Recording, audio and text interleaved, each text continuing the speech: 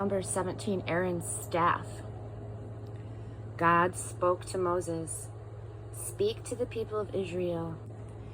Get staffs from them, 12 staffs in all, one from the leader of each of their ancestral tribes. Write each man's name on his staff. Start with Aaron. Write Aaron's name on the staff of Levi, and then proceed with the rest, a staff for the leader of each ancestral tribe. Now, lay them out in the tent of meeting in front of the testimony, where I keep appointments with you. What will happen next is this: the staff of the man I choose will sprout." I'm going to put a stop to this endless grumbling by the people of Israel against you. Moses spoke to the people of Israel. Their leaders handed over 12 staffs, one for the leader of each tribe, and Aaron's staff was one of them. Moses laid out the staffs before God in the tent of the testimony. Moses walked into the tent of testimony the next day and saw that Aaron's staff, the staff of the tribe of Levi, had in fact sprouted buds, blossoms, and even ripe almonds. Moses brought out all the staffs from God's presence and presented them to the people of Israel. They took a good look. Each leader took the staff with his name on it. God said to Moses, "Return Aaron's staff to the front of the testimony. Keep it there as a sign to the rebels. This will put a stop to the grumbling against me and save their lives." Moses did just as God commanded him. The people of Israel said to Moses, "We're as good as dead. This is our death sentence. Anyone who even gets close to the dwelling of God is as good as dead." Are we all doomed? Chapter 18, duties in the tent of testimony. God said to Aaron, "You and your sons, along with your father's family, are responsible for taking care of sins having to do with the sanctuary. You and your sons are also responsible for sins involving the priesthood. So, enlist your brothers of the tribe of Levi to join you and assist you and your sons in your duties in the tent of the testimony. They will report to you as they go about their duties related to the tent, but they must not have anything to do with the holy things of the altar, under the penalty of death. Both they and you will die. They are to work with you in taking care of the tent of meeting. Whatever work is involved in the tent, outsiders are not allowed to help you. Your job is to take care of the sanctuary and the altar so that there will be no more outbreaks of anger on the people of Israel. I personally have picked your brothers, the Levites, from Israel as a whole. I'm giving them to you as a gift of God, to help with the work of the tent of meeting. But only you and your sons may serve as priests, working around the altar and inside the curtain.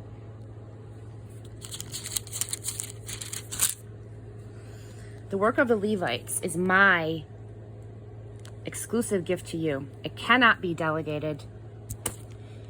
Anyone else who invades the sanctuary will be executed." God spoke to Aaron, "I am personally putting you in charge of my contributions, all of the holy gifts that I get from the people of Israel. I'm turning them over to you and your children for your personal use. This is the standing rule. You and your sons get what's left from the offerings, whatever hasn't been totally burned up on the altar. The leftovers from grain offerings, absolution offerings, and compensation offerings. Eat it reverently. It is most holy. Every male may eat it. Treat it as holy. You also get the wave offerings from the people of Israel. I present them to you and your sons and daughters as a gift. This is a standing rule. Anyone in your household who is ritually clean may eat it. I also give you all the best olive oil, the best new wine, and the grain that is offered to God as the first fruits of their harvest. All of the first fruits they offer to God are yours. Anyone in your household who is ritually clean may eat it. You get every totally devoted gift. Every firstborn that is offered to God, whether animal or person, is yours. Except you don't get the firstborn itself, but its redemption price. Firstborn humans and ritually clean animals are brought back, and you get the redemption price.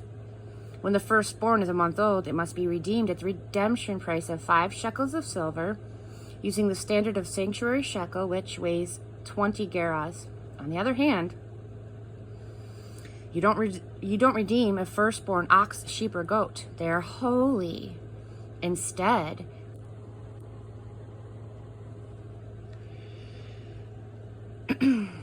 splash their blood on the altar.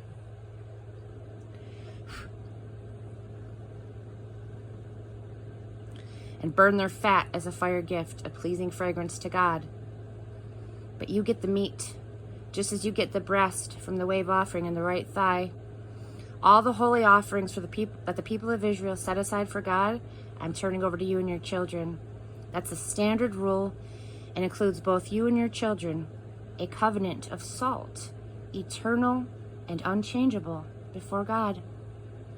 God said to Aaron, you won't get any inheritance in land, not so much as a small plot of ground. I am your plot of ground. I am your inheritance among the people of Israel. I'm giving the Levites all the tithes of Israel as their pay for the work that they do in the tent of meeting. Starting now, the rest of the people of Israel cannot wander in and out of the tent of meeting. They'll be penalized for their sin, and the penalty is death. It's the Levites, and only the Levites, who are to work in the tent of meeting, and they are responsible for anything that goes wrong. This is the regular rule for all time. They get no inheritance among the people of Israel. Instead, I turn over to them the tithes that are the people of Israel, that the people of Israel present as an offering to God. That's why I give the ruling. They are to receive no land inheritance among the people of Israel. God's portion from these tithes to Aaron the priest. Make sure that God's portion is the best and holiest of everything you get. Tell the Levites, when you offer the best part, the rest will be treated the same as grain from the threshing floor or wine from the wine vat that others give. You and your households are free to eat the rest of it anytime and any place. It's your wages for your work at the tent of meeting. By offering the best part, you'll avoid guilt. You won't desecrate the holy offerings of the people of Israel, and you won't die.